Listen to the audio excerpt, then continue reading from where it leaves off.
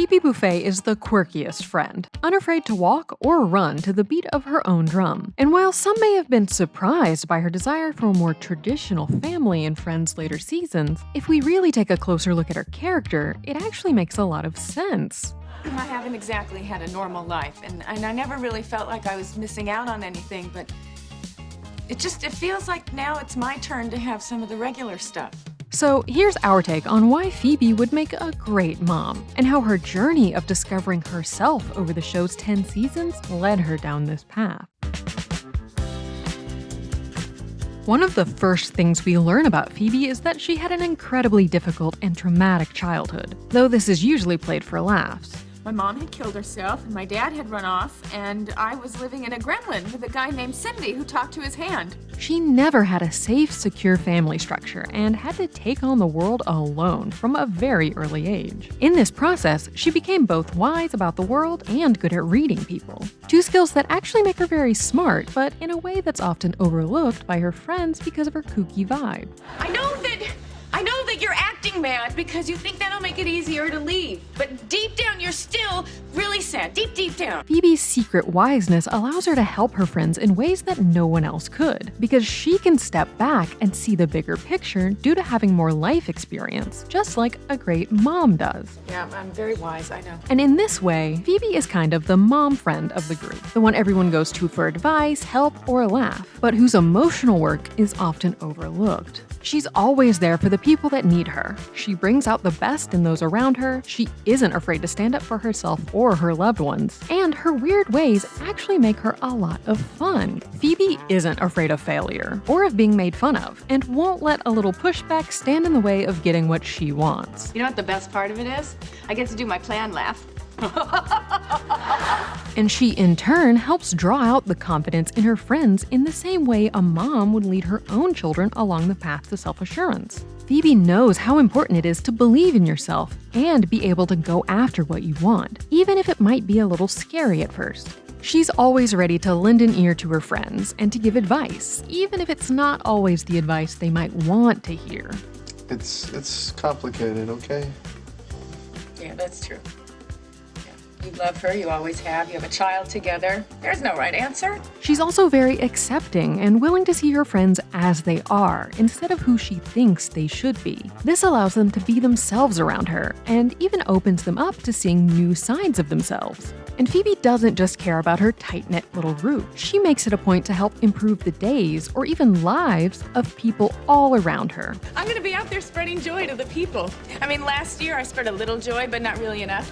So this year, I'm gonna do the whole city. She shows the group how important it is to look outside of yourself at the bigger picture. At first glance, it might seem like Monica or Chandler would be the parent friend. They generally have stable jobs, are mostly responsible, and usually try to keep things in order. I'm always the hostess. But it's Phoebe that everyone turns to for guidance or for that extra push they need to follow their dreams or accept their real feelings. Are you sure? Well, yeah, I lied before. God.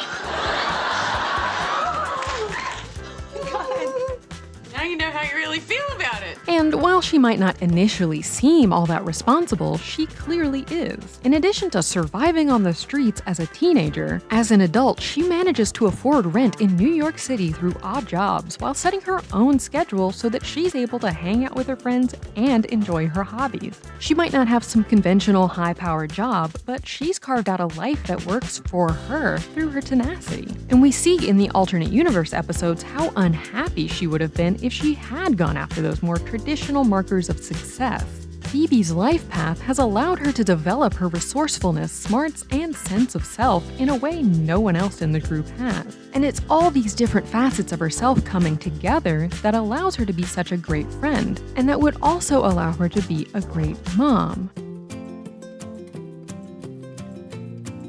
By season 9 of Friends, Phoebe has decided that she wants to settle down and start building a family, leading her to break up with Mike when he says that he doesn't see marriage in their future.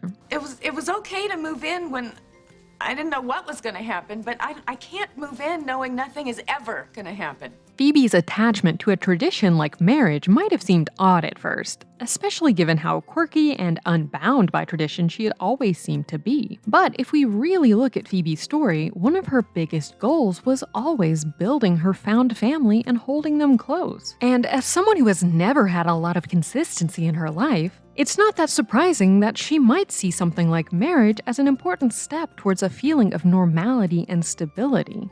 I just needed to know that we were headed somewhere, that we had a future. She also starts to realize that motherhood is an important part of her dream as well. But do I want that house in Connecticut, near the good schools where Mike and I could send little Sophie and Mike Jr.? Oh my God, I do. This felt a bit out of left field at the time since Phoebe never fell into the stereotype we often see on screen of women who want to be mothers, cooing at babies on the street and staring longingly into toy store windows. But Phoebe was always great with kids and clearly felt a special connection to her nieces and nephews. I can babysit anytime you want. You name the day and I'll be there. You do that for us? Are you kidding? That's what sisters are for. Though we never see Phoebe have her own kids during the show's run, we do get a peek into what she'd be like as a mother when she's the surrogate for her half-brother Frank Jr. and his wife Alice. The pair were unable to conceive and ask Phoebe if she could carry their embryos. When Phoebe goes to her birth mother for advice, she's given a puppy to take care of and then give up, with her birth mother noting that giving up a baby will be many times more difficult. And it does prove to be incredibly difficult to let the puppy go. But when she sees how happy it makes Frank Jr. and Alice, who she gives the puppy to instead of giving it back to her mother, she decides that she does want to help them have a baby. I know it's going to be like a million times harder to give up a baby, but oh my God. It's gonna feel like a million times better, right? Phoebe goes through the many stages of planned pregnancy, like the fear that you won't be able to get pregnant, glee at finally getting a positive result, fatigue and aches, weird food cravings, and the pain, intensity, and joy of giving birth. Phoebe does find that she feels deeply attached to the triplets and doesn't want to let them go. Can I tell you a little secret? Yeah. I want to keep one. When she does finally accept that she won't be able to keep any of the babies, she's clearly sad and disappointed on a deep level. But, did you talk to them about, Yeah. No, honey. Okay. It's obvious that she developed a profound love for the babies as she's carried them for 9 months, and this likely sparked a longing in the back of her mind for children that she would get to keep and build a loving home for. It's also important to remember that the Phoebe we see in the final seasons of the show is a decade older than the one we meet in season 1. It's not at all surprising that someone might have different wants and goals in their late 30s than they did in their late 20s. When we first meet Phoebe, she's only 29, an age where many people are still trying to work out what they really want out of life. She never really had a traditional family structure as she grew up in a chaotic household and then was out on her own from a young age. So it makes sense that she didn't even initially think of that kind of family as something that she could have, much less would want. But by the time she's in her late 30s near the end of the show, she's realized that any path is possible for her. And just like she always pushed her friends to accept their true feelings, she also stands steadfast in what she realizes she really wants. Hey, I had no idea you were so conventional. I know, I guess I am. Oh my God, load up the Volvo. I want to be a soccer mom. As the show neared its end, Phoebe and Mike finally got on the same page about their future. But I want to take care of you, have babies with you, and grow old with you. And while some saw this as Phoebe settling, the truth is that she was really making an active choice to go after what she wanted. Mike might not have been as wacky and fun as Phoebe, but he did present an opportunity for her to capture things she had always felt she missed out on: permanence and love. While they seem different on the surface, they have a lot of very important things in common, like their creativity and shared sense of humor. And most importantly, he loves her for who she is, quirks and all. I love Phoebe.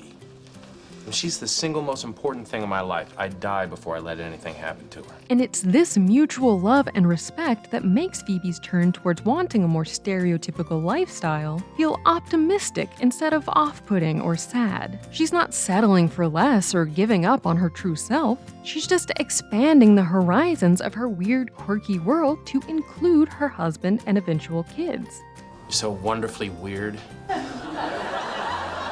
Phoebe had to learn the ways of the world and how to take care of herself from a young age. But instead of letting this harden her and make her spiteful, she's instead always enjoyed using her knowledge and perception to aid the people in her life. She worked hard to surround herself with good friends and build a tight-knit found family. And as she got older and realized she did actually want a traditional family too, she didn't let the fear of becoming too conventional hold her back. She found a way to stay true to herself even as her desires and opportunities shifted over time. And she provides an important example to all of us, even those of us who don't want to be parents, that it's always okay to change things up to create a happy, safe life for yourself, even if that means doing something you never would have dreamed of in your younger years. Please, these guys, we haven't even moved in yet and they have us picking out China patterns.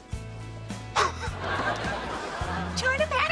Being a good parent is about more than just being responsible in the traditional sense. It requires a whole range of skills and emotional maturity, and Phoebe's winding, weird life got her ready to take on anything, including motherhood. In the same way that she's a great friend, sweet girlfriend, and a probably too nice sister, she'll use everything that makes her so amazing to create a wonderful, happy environment for her kids, and help them grow into adults that are just as confident and zany as she is. People were looking at us like we were crazy. Why do you care? Because they're people. But people that you don't know and will never see again. That's the take. Click here to watch the video we think you'll love, or here to check out a whole playlist of awesome content. Don't forget to subscribe and turn on notifications.